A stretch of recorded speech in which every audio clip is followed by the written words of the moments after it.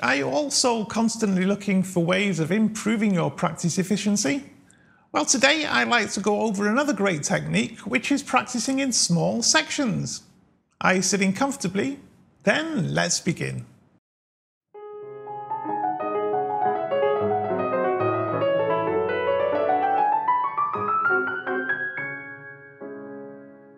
Hi, this is Tommy with Tommy's Piano Corner, the place for returning pianists, or indeed anybody who loves piano, to share tips and ideas of how to get the best from this great hobby. If it's your first trip here, then please do think about subscribing. Simply hit the little icon in the bottom right hand corner of your screen now, and it's all done for you.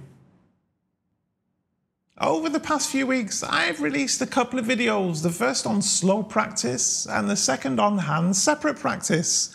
Now, these are the first two of what I've heard nicknamed as the 3 S's. And the final one of these is sections. So that is splitting down a piece into smaller, more manageable sections to practice. Perhaps the first consideration then is why use sections at all?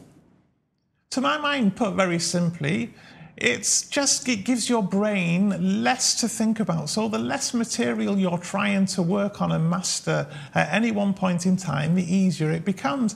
And that's just the same as if you're practicing something slowly, or if you're practicing one hand at a time rather than both hands together. It just makes it easier for your brain to get used to something that it's not that used to doing. So then, what would a section be?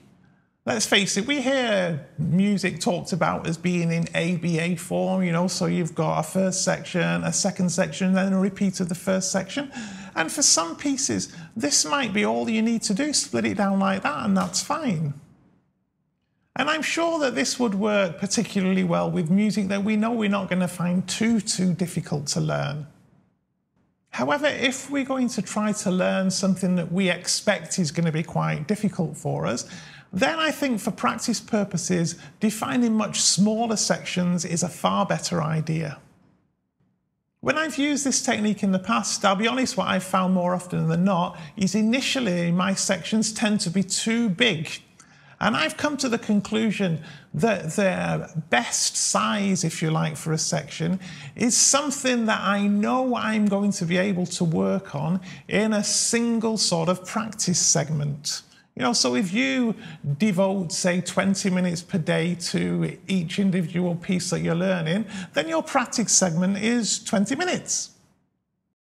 I've discovered, to be honest, to my cost, that if I try to achieve too much in any one practice session, I end up falling well short of achieving that, and quite often achieve nothing at all in reality.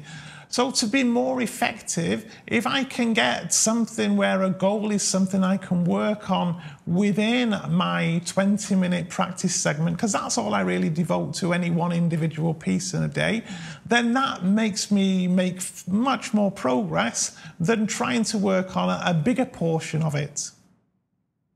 Therefore, I think the first thing we need to work out when we're doing our practice plan is what are the sections we're going to split the piece down into. To better explain what I mean by small enough to work on, let me talk about an article I wrote a little while ago about letting the water boil. Now, this idea comes from Heinrich Neuhaus's book, The Art of Piano Playing.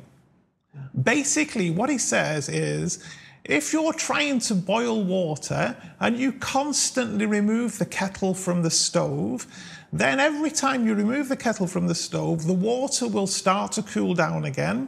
When you put it back on, you're going to spend some time, waste some time in fact, waiting for the water to get back to the temperature it was before in actual fact you start to make it any hotter.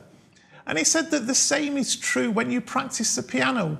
If you don't fix problems as you get to them, and you just do a little bit of work every day but never actually fix the problem, all that is going to happen is it will either take much longer to fix the problem, or the problem won't be fixed at all.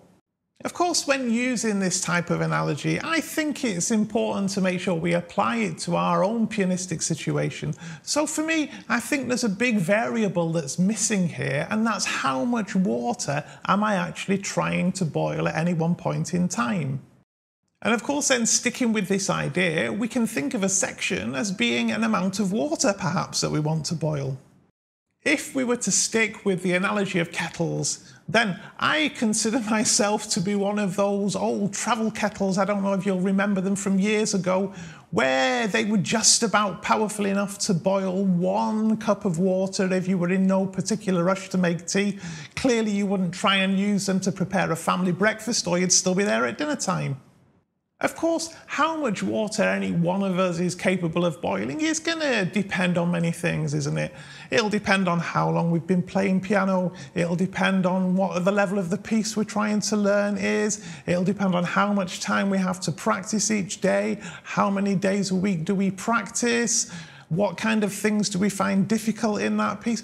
All of these things will come into play, and maybe even our age will come into play. I don't know, it seems to me that it's harder these days to learn things than when I was in my 20s.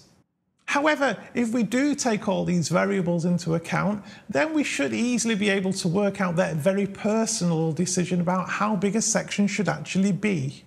To demonstrate what I mean, let's look at a relatively easy and very well-known piece, Beethoven's Feuerlied.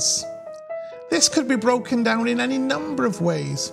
For a relative beginner, I'd probably split it something like this.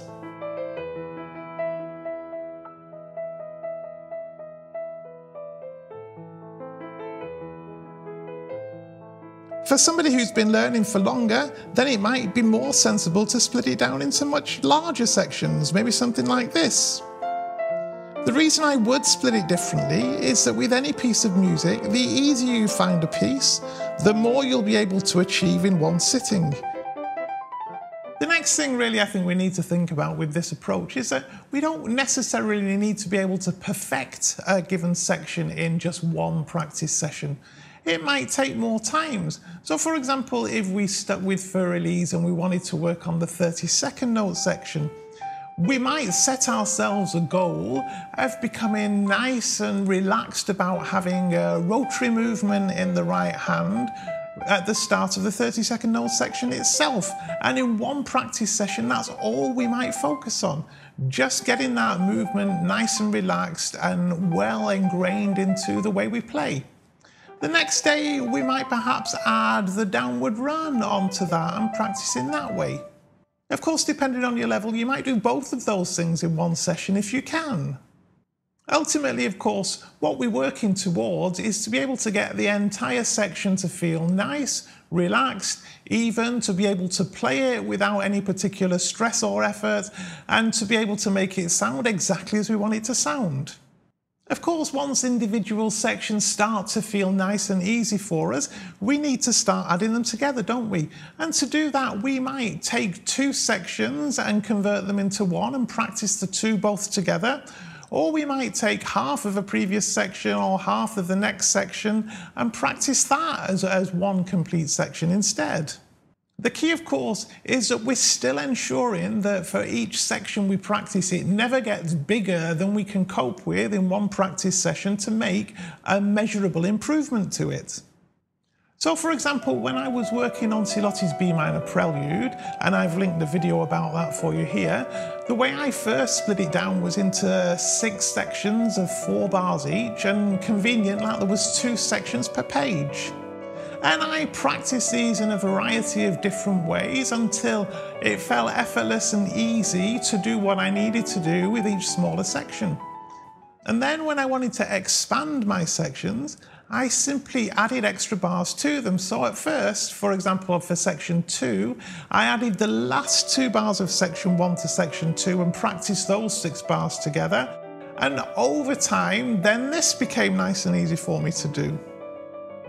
And then simply rinse and repeat. So I put sections 1 and 2 together, sections 3 and 4 together, sections 4 and 5 together, sections 5 and 6 together, and practiced in that way until eventually I was at a point where I felt I was able to make reliable progress practicing the piece end to end each day. As a reminder, basically all we're trying to do is limit the amount of material we use at any one point in time so that we can make targeted improvements to the material we use. And going back to the water again, that we're not trying to boil too much water at once. have a think about how you might be able to incorporate this into your daily practice.